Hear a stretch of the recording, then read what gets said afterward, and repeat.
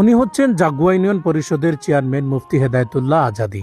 নবী আমার এজন্য দুনিয়াতে এসে ডাক দেয়, এরে বিলাল,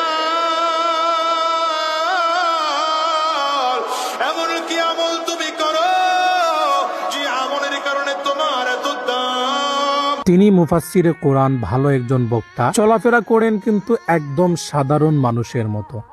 এত জনপ্রিয় একজন মানুষ, তিনি চা খাচ্ছেন এখানে কিভাবে বসে, আপনারা দেখতে পাচ্ছেন। বিষয়টা যখন আমার নজরে আসে তখন আমি নিজে অবাক হয়ে যাই। আমাদের দেশে সচরাচর কোনো জনপ্রতিনিধিকে যদি আমরা দেখি, কেউ যদি সামনে আসে তখন আমরা চেয়ার এগিয়ে দিই, এমনকি ওনার জন্য আমরা সব কিছু স্যাক্রিফাইস করতে কিন্তু আমরা দ্বিধাবোধ করি না। কিন্তু তিনি এত বড় একজন বক্তা, তারপরে একটা ইউনিয়নের চেয়ারম্যান হওয়া সত্ত্বেও একজন বলছেন চা খাওয়ার জন্য, তিনি তৎক্ষণাৎ কিন্তু সুন্নতটা পর্যন্ত পরিহার করেননি।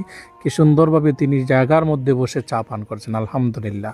এরকম নিরহংকার জনপ্রতিনিধি যদি প্রতিটি এলাকায়, প্রতিটি ইউনিয়নে, প্রতিটি উপজেলায় থাকে, তাহলে আপনি একবার ভাবুন তো যে ওই এলাকার জনগণ কতটা শান্তিতে থাকবে, কতটা ভালো থাকবে।